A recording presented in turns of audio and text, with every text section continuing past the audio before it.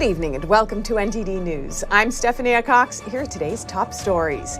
Trump drops a big hint about running for the 2024 presidential election. Multiple networks citing anonymous sources expecting an announcement soon. Get ready. That's all I'm telling you. Very soon. Get ready. Republicans accuse the FBI and the DOJ of going after conservatives in a new report based on the disclosures of FBI whistleblowers. President Biden touts the new jobs report as big names of both parties hit the campaign trail in a final election sprint. Recent surveys show that candidates supporting cross-sex procedures for kids could lose a lot of votes. So why are many politicians still pushing it? We explore. And we hear from a New York City resident who says he'll be switching his vote this year after seeing the city descend into crime, including one just yesterday, a woman raped in public.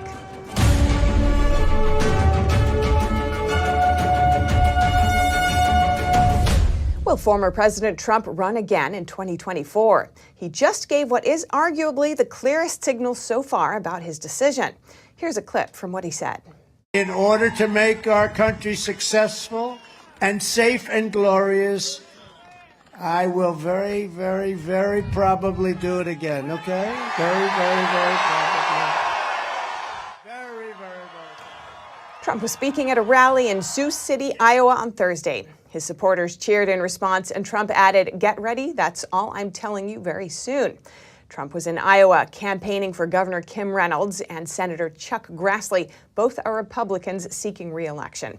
A number of former Trump advisors recently said that they expect Trump to formally announce his run for president soon.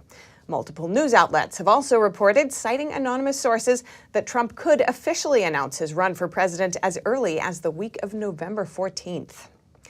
And House Republicans just released a 1,000-page report based on FBI whistleblower allegations. They accuse the FBI and the DOJ of getting political. An investigative journalist says this could impact Trump's potential 2024 run. NTD's Jason Perry has that story. Whistleblower after whistleblower has come forward over the past year to report abuses of power within the FBI and the Department of Justice. The alleged abuses range from covering up the story of Hunter Biden's laptop to investigating parents who spoke up at school board meetings. House Republicans on the Judiciary Committee have now released a 1,000-page report based on the whistleblowers' disclosures. They point out that most of the abuses target conservatives. And they accuse the FBI and the Department of Justice of going after people based on politics, which undermines the FBI's fundamental law enforcement mission. I believe that this report has a fair amount of authority. I spoke with Lee Smith, veteran journalist and author of The Plot Against the President. He said if former President Trump announces he is running for president, he expects the Department of Justice will try to bring charges against him, possibly for obstruction. But he said if Republicans take back the House, that might not be so easy. Will that make it harder for the DOJ to charge Donald Trump if there are people at the FBI and DOJ who are being investigated? If they continue to call down, if Republican representatives can continue to call down Merrick Garland and FBI Director Christopher Wray and other senior officials at DOJ and FBI, will they still be able to charge Donald Trump? I think it's going to make it a lot stickier for them to do so. Lee also gave credit to the whistleblowers for coming forward and risking their careers for the integrity of the agency. As of now, the FBI has retaliated against at least one whistleblower who spoke out. The GOP report says that all Justice Department and FBI employees have a right to speak with Congress, and they are encouraged to get in contact. The report can be found on the front page of the House Judiciary Committee website. Jason Perry, NTD News. We reached out to the FBI for comment. They said, quote, "We follow the facts without regard for politics. While outside opinions and criticism often come with the job, we will continue to follow the facts wherever they lead." The Bureau adds that they have testified to Congress about how they do their work. And a jury today acquitted former President Trump's former advisor and friend, Tom Barrack. He was facing charges of acting as a foreign agent during the Trump administration. Barrack chaired Trump's inaugural committee in 2017 and has been a longtime advisor. The Justice Department accused him of acting as an unregistered foreign agent for the United Arab Emirates, obstructing justice and making false statements to the FBI. The jury acquitted him on all 9 charges. Barrack's former assistant and co-defendant, Matthew Grimes, had also been accused of acting as a foreign agent. He, too, was acquitted on all charges. Barrack said he was happy as he came out of the courtroom. Trump praised the decision on Truth Social, saying that Barrack, quote, should have never been charged or tried. And President Biden today touted the latest jobs report that says big names of both parties enter the final sprint to Election Day. Here's NTD's Iris Tao with more. With Friday kicking off the final weekend sprint to Election Day, President Biden is stumping in California and touting his legislative wins. We worked so darn hard to write and pass the CHIPS and Science Act to turn things around. But we also know folks are still struggling with inflation. It's our #1 priority. That's why, with Mike's help and Scott's help, I signed the Inflation Reduction Act. He's campaigning with Congressman Mike Levin of San Diego, where a Democratic-leaning House seat is increasingly under threat. And I want to ask Congressman Mike Levin, thank him for welcoming me to his district today. And the appearance comes amid a partisan spar over a Friday jobs report, released just 4 days before the midterms. Biden touts the over 260,000 jobs added in October, while Republicans highlight an uptick in the unemployment rate, calling it the worst jobs report of the year. That's as big names of both parties enter a final stretch of campaigns. Biden will be rallying in Illinois tonight, and so will Vice President Kamala Harris on Sunday. Top House Republican Kevin McCarthy is also in Illinois today, campaigning with a Republican congressional candidate. And on Saturday, Biden and former President Obama will rally together in Philadelphia. The two will campaign for gubernatorial candidate Josh Shapiro and perhaps more importantly for Senate candidate John Fetterman. According to a poll released Thursday, Republican Senate candidate Mehmet Oz has surpassed Fetterman for the first time after their highly watched debate last week. Reporting from the White House, Iris Tao, NTD News. And President Biden also commented on the protests in Iran. This is what he said during a political campaign in San Diego, California, yesterday. Don't worry, we're going to free Iran. They're going to free themselves pretty soon. Biden was campaigning for Democratic Congressman Mike Levin. His comment on Iran came after people at the rally held up displays on their phones saying, "Free Iran." Biden's remarks sparked outrage from the Iranian regime. John Kirby from the White House National Security Council later added that Biden was expressing solidarity and not signaling a new approach. People in Iran have been protesting the regime for over a month. That's after a 22-year-old woman died in police custody after her arrest for violating the regime's rules requiring hijabs for women. Close to 300 people have died in the protests so far. Reports say that the protests are still taking place. And new surveys show that the majority of voters don't agree with the direction of the transgender movement, and candidates who support it could lose a lot of votes, especially as it relates to children.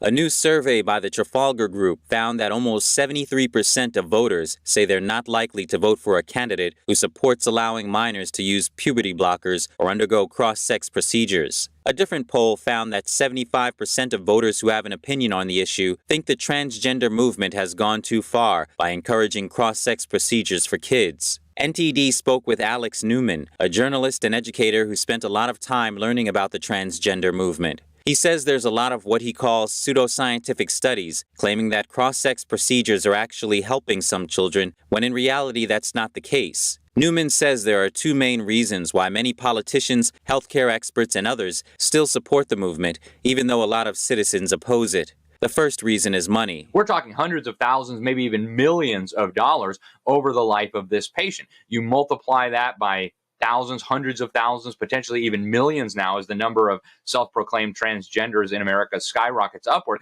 you realize there's a very, very powerful monetary incentive here for people to be promoting this.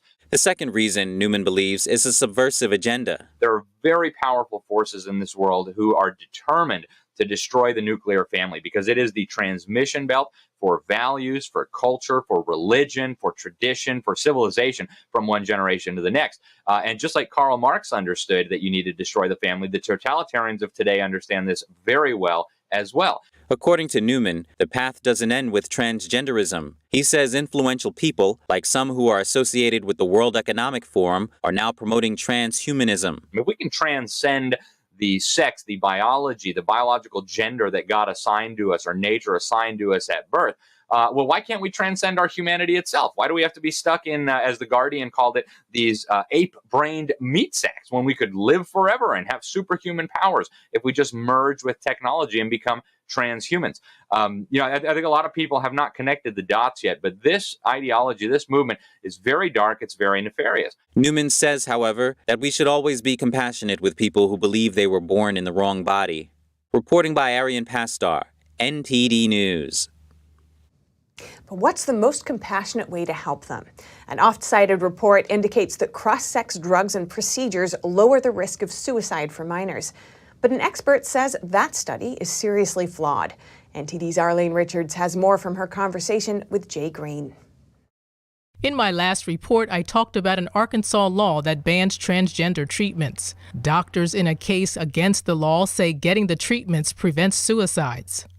In my conversation with Jay Greene, a senior research fellow at the Heritage Foundation, he said kids who undergo cross-sex treatments are actually more likely to commit suicide. He addressed one of the most prominent studies of a correlation between transgender treatment and suicide. The study was led by Dr. Jack Turbin of Stanford Medical School and published in PLOS ONE in 2022. Turbin's study examined the results of a 2015 survey of more than 27,000 American adults who identify as transgender. Greene says Turbin's study is faulty. When you talk about faulty research, how is the research faulty? In other words, the research that is saying that drugs and surgical intervention will reduce suicide. How is that faulty? What they're doing is they're comparing those who sought and got the drugs when they were younger to those who sought and did not get the drugs when they were younger in terms of their current thinking about suicide. Greene said there are many problems with this approach, but there is one problem that stands out. One of the criteria for being eligible for the drugs is that you're supposed to be psychologically stable at the time. So if you were unable to get these drugs when you were a young person, one of the reasons why you'd be unable to get them is because you were not psychologically stable enough. But he says doctors are reluctant to treat the underlying mental health problems. A number of states and professional associations prohibit treating gender dysphoria by getting the child more comfortable in his or her own skin, or what they call conversion therapy. He says it's easier for doctors to prescribe the drugs and not focus on the psychological issues that cause kids to think they are in the wrong body. Arlene Richards, NTD News, New York. And in New York City, more details about a homeless man arrested in connection with the rape of a 43-year-old woman. She was attacked yesterday while out on a morning jog in West Village. Carl Franor is also accused of attacking 2 other women earlier in the year and has a history of arrests. The New York Post put the number of arrests at 18, with an additional 7 sealed to the public. The attack comes amid a spike in crime in the West Village, an area filled with 19th century townhouses and cobblestone streets. The NYPD says some crimes in that precinct have increased by nearly 85% since last year, and residents in the area are growing worried. I spoke with a man who runs an art gallery there. Eli Klein's business is just steps away from yesterday's crime scene, a picturesque promenade overlooking the Hudson River. Eli Klein, welcome to our show. Thanks so much for joining us. Thanks for having me. Now, Eli, your art gallery's just across the street from where a horrendous crime took place yesterday morning, and it's a beautiful part of the city. How did you learn about the attack? I was actually, I live nearby as well, so I generally jog every morning with my dog, and I was jogging by at around 7:30 a.m., and I saw the area where I would usually run blocked off and all the police activity. And I asked them what's going on, and I learned about it then. As a resident and as someone with a business right there, right nearby, how does it feel to know something like that could happen? Well, unfortunately, I certainly knew something like that could happen prior to this happening. We've been, especially in the recent couple of years, we've been really seeing a lot of crime in the area and in New York generally. A lot of it has been too close to home, as this incident was. And it was obviously horrific hearing about it. Learning about the details was sickening. Delighted that they caught the perpetrator or the suspected attacker. And, he happened to be someone who had done something similar to two other women, one very close to this incident and one on the east side of Manhattan. So, that's good news that hopefully, they can keep him off the streets this time. Unfortunately, he had been arrested what looks like 18 times prior to this, which obviously doesn't give me a lot of confidence that he won't be out on the streets again anytime soon. So it's a very difficult situation we're dealing with here in New York. And, it's one reason why people like me and those that are like-minded and, other rational, lifelong New Yorkers, and I'm a lifelong Democrat as well, are eager finally to vote for a Republican, to be honest. We just want change. This isn't the first thing that happened that's close to home. I mean, just last week, my gallery was attempted burglarized. A couple weeks ago, there was a home invasion right next door. In February of this year, my longtime friend and someone who worked for me for 4 years, named Christina Yunali, was stalked and brutally murdered in Chinatown by someone who had been arrested prior to killing Christina. And at some point, enough is enough, and we really do need something to change. And how confident are you that a Republican governor could lower crime? Oh, I mean, I'm born and raised in Greenwich Village. I've lived here my whole life, so I remember when New York City had to bring in Giuliani to fix our situation.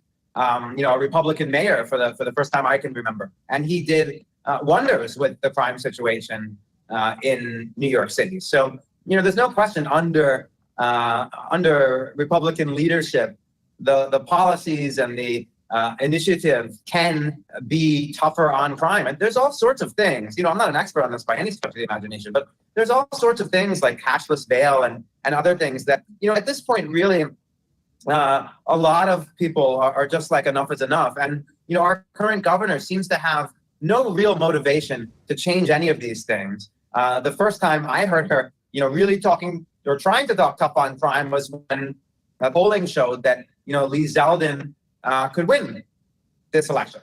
And that doesn't inspire confidence. And certainly we don't trust, and I don't trust, that she will actually, do the tough things that are necessary in order for us to reverse this negative course that we're on and start cleaning up the city. I mean, it just seems to get worse every day. I've had more run-ins with unfortunate run-ins, close to me, close to my family, close to my home this year than I've ever had in a similar time frame in my life, by far. So, when people say, well, crime was worse in the 1980s in New York, maybe so, but it certainly doesn't seem that way. And we're not in the 1980s. We prefer things to get better and better, or at least remain stagnant.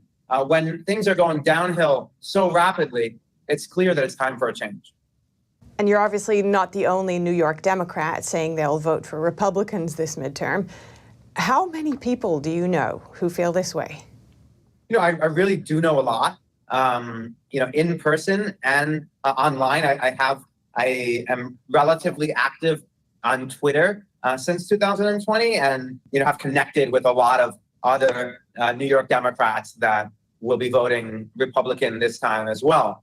I think what we have here in New York is an awkward situation where a lot of people in New York City want change as well, can't vocally tell other people that they're voting Republican because it's almost like a cancelable offense here. But when they get into, a kind of a private voting situation on Tuesday, you can bet that they will be voting red down the ticket. All right, fascinating. Thank you so much, Eli Klein. Great to speak with you.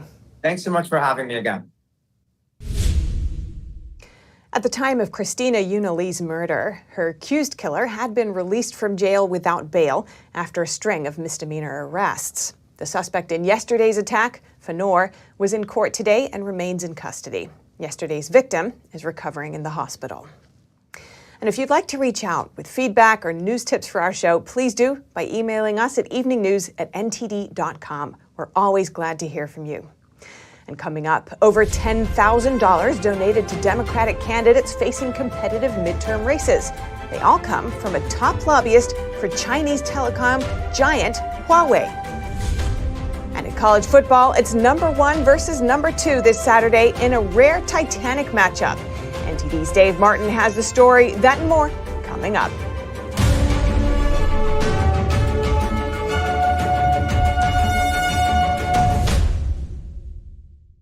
Hello, I'm Mike Lindell, and my employees and I want to thank each and every one of you for your continued support. With everything going on right now, your rest is so important. That's why we're having the biggest MyPillow sale ever. Not only are my bed pillows as low as $19.98, but you can get the best body pillows ever. Regular $89.98, now only $29.98. Take your rest on the go with our Roll and Go Anywhere MyPillows for only $14.98. And we have our new couch and accent pillows. They aren't just for looks. They have MyPillow's patented adjustable fill that gives you that amazing MyPillow comfort. In this economy, you get the best gifts ever for the best prices ever. So go to mypillow.com or call the number on your screen. Use your promo code and you get deep discounts on body, couch, bolster pillows, and so much more, including my original bed pillows for as low as $19.98. Please order now while quantities last.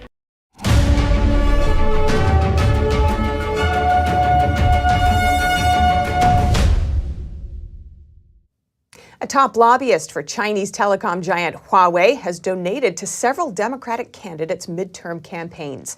The federal government deems Huawei a national security threat for its close links with the Chinese communist regime. Thomas Greene is a senior counsel at multinational law firm Sidley Austin and a top lobbyist for Chinese telecom giant Huawei. And he has donated more than $10,000 to 8 Democratic campaigns in the past month. This is according to data from Open Secrets, a nonprofit group that tracks political spending.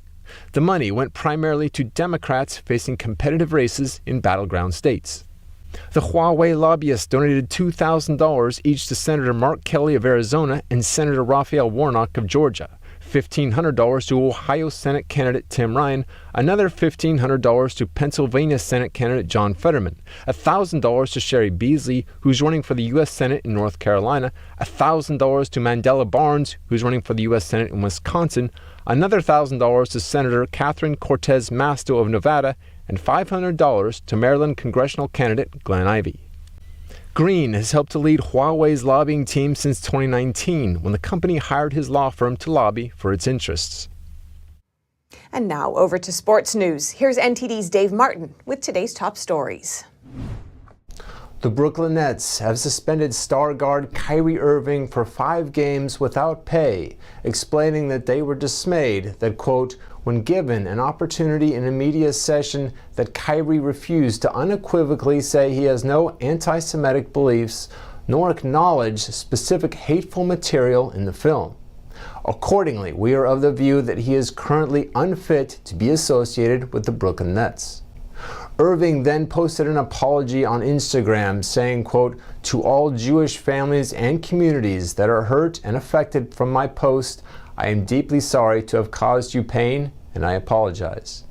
Nets general manager Sean Marks said the apology was a good start, but Irving will also have to undergo counseling as well as a meeting with Jewish leaders in the Brooklyn community before he can rejoin the team. And in college football news, a rarity of sorts this Saturday as the top 2 teams in the AP poll square off, with number 1 Georgia hosting second-ranked Tennessee. Now, this is just the 25th regular season matchup of the top 2 teams in NCAA history, and with just 4 playoff spots available, this matchup of undefeated teams essentially becomes a play-in game.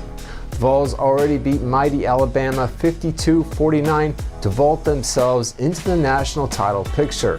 They rely on a top-ranked scoring offense that averages just under 50 points a game. Defending champion Georgia, meanwhile, boasts the nation's second-ranked scoring defense at just over 10 points a contest and are currently 8.5-point favorites. And for your sports viewing this evening, 12 NBA games are planned for tonight, including one with the lone unbeaten team, the Milwaukee Bucks, playing at Minnesota. Meanwhile, the NHL has just one game scheduled for tonight, with Carolina hosting Buffalo. And finally, for you college football fans, 23rd ranked Oregon State takes on Washington tonight at 10:30 Eastern. And that's all for your sports. Back to you, Steph. Thanks, Dave. And thanks to you. We look forward to seeing you again soon. Until then, I'm Stephanie Cox. Good night.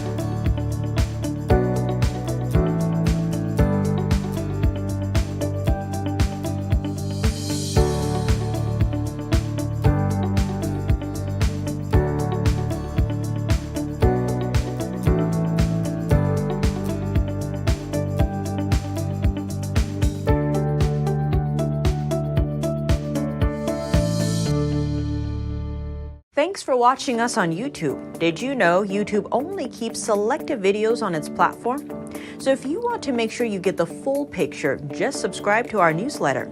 Go to newsletter.ntd.com and sign up. It's free.